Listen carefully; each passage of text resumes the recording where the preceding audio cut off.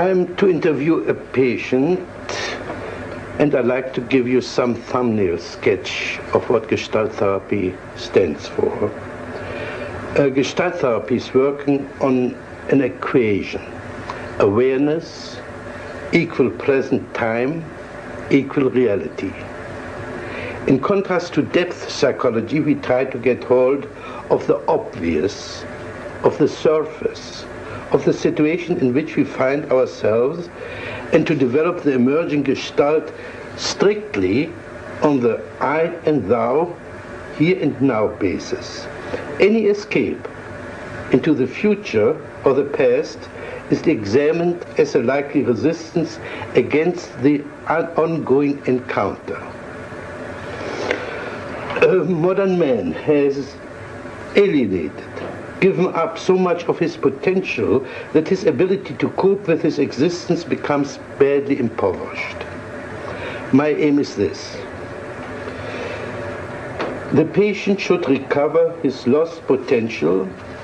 He should integrate the conflicting polarities, understand the difference between game playing, especially the playing of verbal games, on the one hand, and of genuine, authentic, confident behavior on the other. The civil war of inner conflicts weakens the efficiency and comfort of the patient, but every bit of integration will strengthen it. Now, in the safe emergency of the therapeutic situation, I repeat, in the safe emergency of the therapeutic situation, the patient begins to take risks and to transform his energies from manipulating the environment for support into developing greater self-support, that is, reliance on his own resources. This process is called maturation. Once the patient has learned to stand on his own feet, emotionally, intellectually, and economically, his need for therapy will collapse. He will wake up from the nightmare of his existence.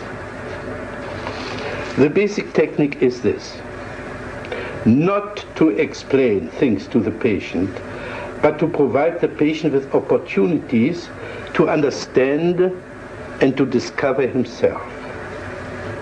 For this purpose, I manipulate and frustrate the patient in such a way that he's confronting himself. In this process, he identifies with his lost potential, for instance, through assimilating his projections by acting out the alien parts of himself. Principally, I consider any interpretation to be a therapeutic mistake, as this would imply that the therapist understands the patient better than the patient himself, takes away from the patient the chance of discovering himself by himself, and prevents him from finding out his own values and style. On the other hand, I disregard most of the content of what the patient says and concentrate most on the non-verbal level, as this is the only one which is less subject to self-deception than his verbal pseudo-self-expression. On the non-verbal level, the relevant Gestalt will always emerge and can be dealt with in the here and now.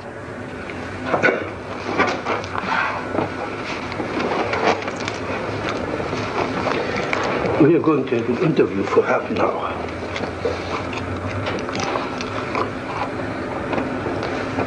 Right away, I'm scared. You say you're scared, but you're smiling. I don't understand how one can be scared and smile at the same time. And I'm also suspicious of you. I think you understand very well. I think you know that when I get scared, I laugh or I kid to cover up. But do you have stage fright? I don't know. I'm mostly aware of you. I'm afraid that you're going to have such a direct attack that you're going to get me in the corner, and I'm afraid of it. I want you to be more on my side. You say I get you in your corner, and you put your hand on your chest. Mm-hmm. Is this your corner? Well, it's like Yeah, it's like I'm afraid, you know. Where would you like to go? Can you describe the corner you like to go to? Yeah. It's back in a corner where I'm completely protected. And there you would be safe for me.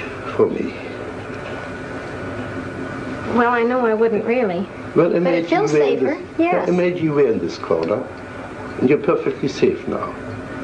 What would you do in that corner now? I'd just sit. Just sit? Yes. No. How long would you sit? I don't know, but this is so funny as you're saying this. This reminds me of when I was a little girl. Every time I was afraid, I'd feel better sitting in a corner. Okay, you're panicky. Are you a little girl? Well, no, but it's the same feeling. Are you a little girl? This feeling reminds me of it. Are you a little girl? No. No, at last. How old are you? 30. Then you're not a little girl. No. Okay. So you're a 30-year-old girl who's afraid of a guy like me. Well, I don't even know if I do know I'll be afraid of you. I get real defensive with you. Now, what can I do to you? You can't do anything, but I can sure feel dumb, and I can feel stupid for not having the right answers. Now, what would it do for you to feel dumb and stupid? I hate it when I'm stupid. What would it do for you to be dumb and stupid? Put it so, like this. What would it do to me if you would play dumb and stupid? That makes you all the smarter and all the higher above me. Then I really have to look up to you because you're so smart, yeah. Oh, yeah. And butter me up right and left. No, I think you can do that all by yourself. I think the other way around. If you play dumb and stupid, you force me to be more explicit. That's been said to me before, but I don't buy it. I don't believe it. What are you doing with your feet now? Wiggling them. What's the joke now? Oh, I'm afraid you're going to notice everything I do. Gee. Don't you want me? I want you to help me become more relaxed, yes. I don't want to be so defensive with you. I don't like to feel so defensive.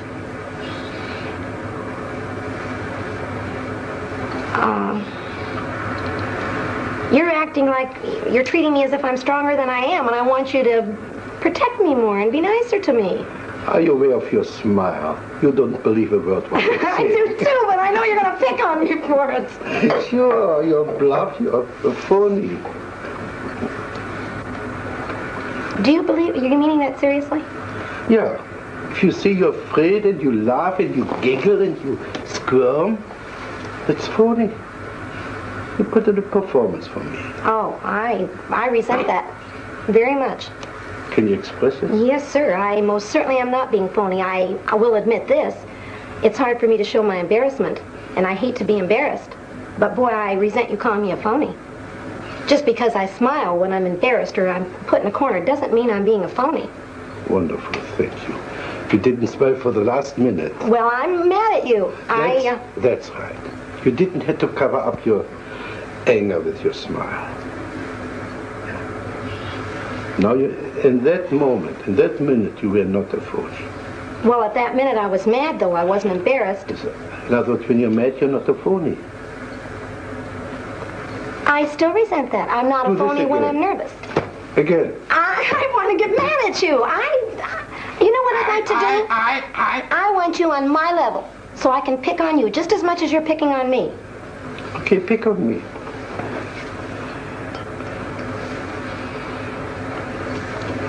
I have to wait till you say something that I can pick on, but... What does this mean? Can you develop this movement? I can't find words. I want to... Develop this, as if you were dancing.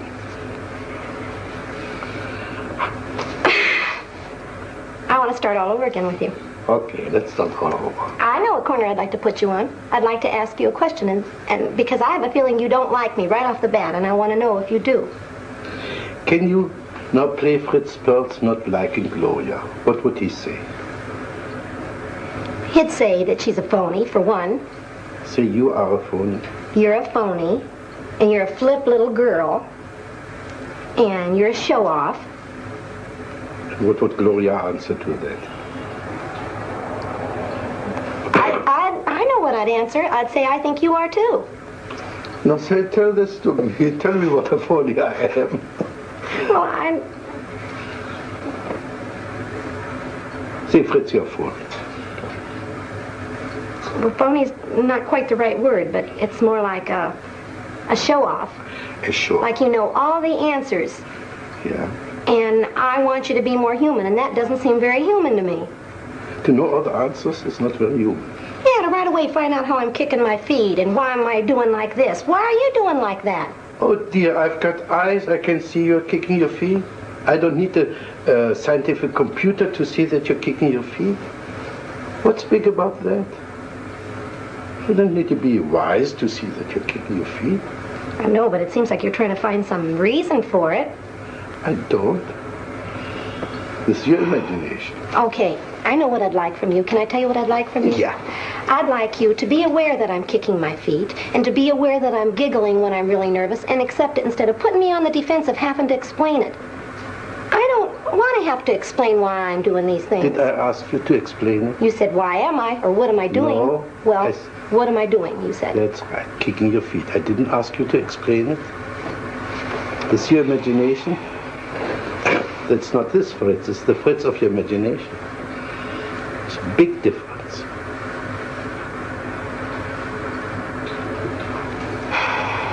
Now do this again. Again. How do you feel now? I don't know. Playing stupid. I'm not playing stupid. I don't know the right answer. This is playing stupid.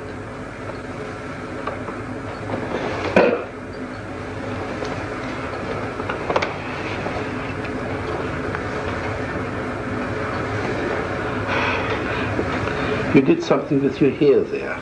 Is by any chance something in my hair what you object to? No. No. Okay. No, but your hair and your features go along with the feeling I had about you earlier. I had a feeling I could be afraid of you. And you're the type of person that seems like you demand so much respect, and so you're... Please play Fritz. I demand so much respect. Play this Fritz you just saw. Well, you know how smart I am. I know more about psychology than you do, Gloria. So anything I say, of course, is right. Can you say the same as Gloria? Something similar as Gloria? But the same act as Gloria. I demand respect because... I don't know. You don't No, I don't. I identify it with my father, but not me. I don't feel I demand respect. You don't demand respect? No. Sure not. As a matter of fact, I'd like more. I'd like you to respect me more. Now you see, so you demand respect. All right, yes.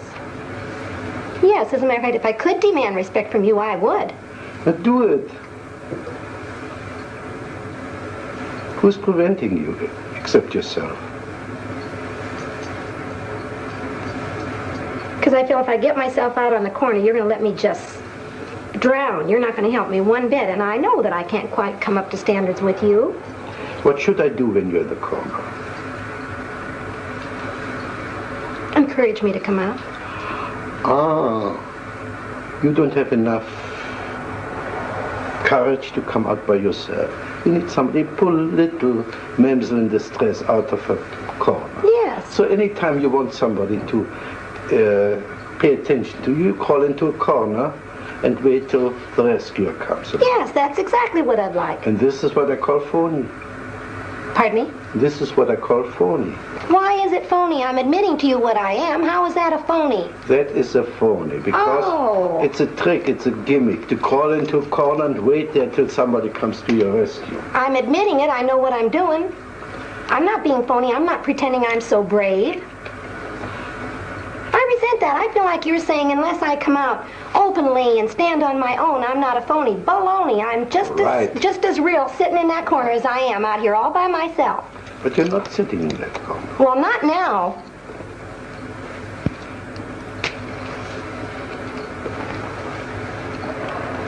And besides that, it's like passing judgment when you call me phony. I just hate that anyway. Now we're getting somewhere. I call anybody phony who puts on an act. And if you like somebody and you want to meet this person, to go to this person, tell him, I would like to meet you, I would call not phony. But if you coyishly go into that corner, waiting to be rescued, this I call phony. This I call phony. And I still think you're judgmental. You know what, I have a feeling? You've never felt this way in your life. You feel so secure that you don't have to feel. Anybody that does something like this, you're going to pass judgment on their being a phony. Well, I resent it. Good. Now play Fritz passing judgment. You are. You're sitting up there in your big old Fritz. chair. I am Fritz. I pass judgment. Pass judgment on me now. I don't feel close to you at all, Dr. Perls. I feel that's phony. I feel like you're playing one big game. Right. Sure, we're playing games, but in spite of the games, I think I've touched you now and then. I think I hurt you when I called you a phony. Well, of course you did. And I think I hit a bullseye. That's why you feel hurt. I don't know. All I know is when I feel the way I feel with you right now, it's like you don't have feeling. Fine. Now, exaggerate this. What you just did. That's it. Now, talk to me like this. I can't. I want to laugh. I'd like you to be younger than me so I could really scold you. How old must I be? My age, 30. Good, I'm 30 now. Imagine I'm 30. And now you're scolding. Okay, don't be so cocksure yourself. Don't think you're so doggone smart. Don't act so proud because you've never been in the corner. I think you can be just as big a phony, parading around like you're so damn smart and you know all the answers as much as me sitting in my corner. Oh, and I like the feeling of you being younger. Yeah. I'd like to embarrass you. Yeah. Embarrass me. Well, you wouldn't get embarrassed. You seem unaffected. Tell me, embarrass me. Tell me how old, how ugly I am. You don't look old and ugly, you look distinguished. And that's all the more on your side. If you look so distinguished, then see. That's more on your side, too. Well, Gloria, can we say one thing? We had quite a good fight. No, I know. No. I don't think you're fighting with me. But I felt you came out quite a bit. Well, I'm mad at you. Wonderful. But you seem so detached. You don't even seem to care that I'm mad at you.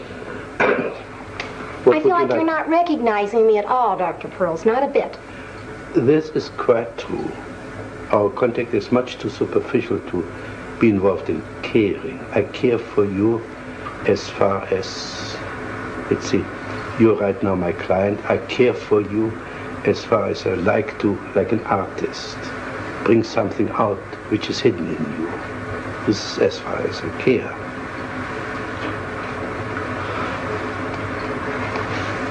Well, I'd like to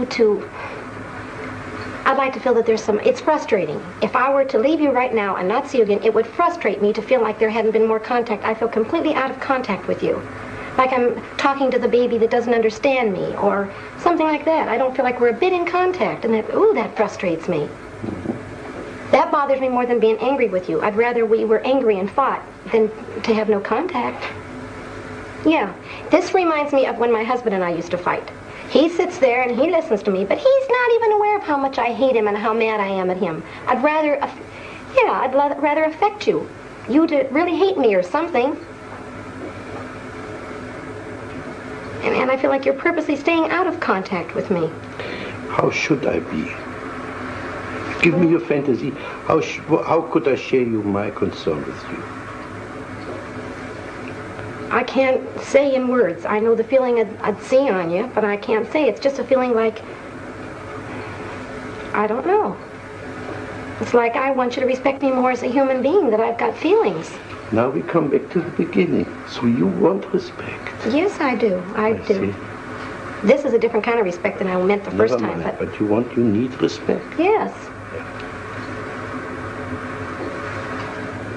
I respect you so much as a human being that I refuse to accept the phony part of yourself and address myself to the genuine part.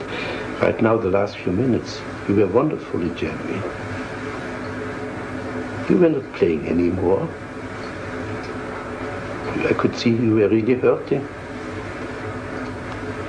Well, I don't feel I've got a right when I don't like somebody or I disagree with somebody who's doing. If I should respect them, if they're above me, they're superior to me, I don't feel I've got a right to really tell you how mad I am at you. That's rubbish. You're not jacketing. You're getting back into your safe corner. Well, that's the way it feels. That's what the safe corner feels like to me. That's right. Now go back to your safe corner. Because we have to part very soon. You stayed in your safe corner. You came out for a moment. You nearly met me. You could get a little bit angry with me. Now go back to your safety. I feel like you're telling me the only way you respect me as a human being if I'm aggressive and forceful and strong. I feel like you couldn't even accept I'd be scared to death to cry in front of you. I feel like you'd laugh at me and call me a phony. I feel like you don't accept my weak side only when I'm yelling back at you or hollering at you. You mustn't cry in my presence. Well, I wouldn't even give you the satisfaction. Say this again. No. Say this again. I try not to. I try not to cry in front of you or show my weak spot for fear you'd jump on me again. Are you aware that your eyes are moist? I'm aware that I feel more choky, yes. I feel that. Could you choke me? Pretend, but not for real. Why not for real? Well, because I don't hate you that much. No, you want to choke my tears back. You want me to choke you so you wouldn't cry? If I'd like to choke you, it would be to make you cry. I'd like to see you weak. I'd like to see you hurt and vulnerable. What would this do for you?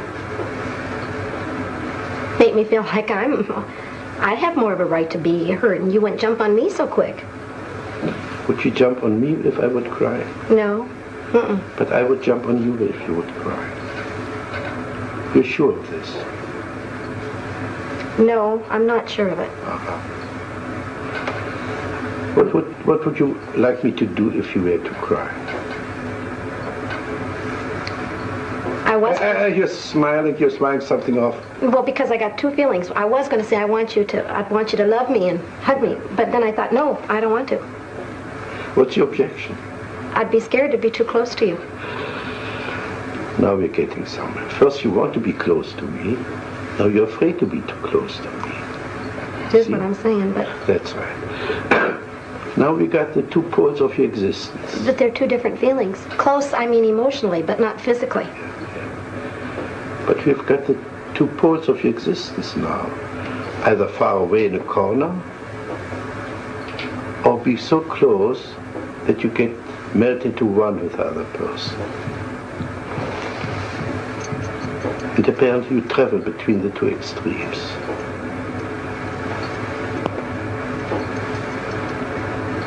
I do. You know what I'm thinking? When I am really hurt and really upset about something, and I want someone to love me, like my girlfriend will do it a lot, and she'll come up to hug me, I don't want it. Exactly. See? That's what I'm talking about. You cannot sustain contact. Okay, this is garbage. What are you afraid if you were too close to your girlfriend, if you let her hug you? The only thing I'm aware of is, like when I perspire, it embarrasses me that she'd feel how wet I am, and that she'd hold my body up close, and I don't know. Are you aware of your facial expression, the kind of disgust yes. coming?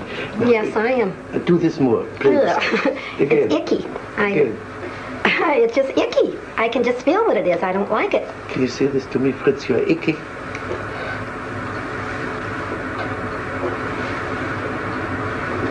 No. No? What's your difficulty? Because I feel like if you really believe me, that would hurt your feelings. Oh, you mustn't hurt my feelings. Well... I thought I was so indifferent, as you said before, that nothing could touch me. I know. Now you suddenly discovered a way to touch me, isn't it? Well, you know what I believe? I believe you're the type of person sort of like me, that you act like it wouldn't hurt your feelings, but it really would. You act strong, but you're soft and vulnerable inside there, too. I think your feelings could be hurt, sure. But I don't think you'd show it very easy. What would I do? How would I conceal my feelings? By turning it back on me? By saying, now, what did you get from that, Gloria? You turned the whole thing back on me instead of showing how hurt you were. Now, can you say this to Fritz? What did you get out of this, Fritz? Say this to me. What'd you get out of what? What you just said, just your sentence. Sure, I know what you'd get out of it. If I said, what did you get out of this, Fritz? You'd say, nothing. It didn't bother me. It was you that did it. You still wouldn't let me know you were hurt. But I know what it would be if you told your true feelings, that you didn't want to show your hurt, so you covered it up. Same way with me in the corner. Now, if I were hurt, if I would cry, what would you do with me? You wouldn't be so superior to me. You'd be more vulnerable, and I could pacify you and make you feel better. You could hug me. Yes. And I could be the baby. Yes. Yes. I'd like that. You'd feel more on my level. I wouldn't have to feel so dumb with you. And the other way around, you would have to be my baby. If you would cry, you would like to play the baby and be comforted and hugged and poor thing. Well, I'd like that too. Well, I tell you something, Gloria. I think we came to a nice closure. I think we came to a little bit of understanding. I think we finished this situation now, all right? All right.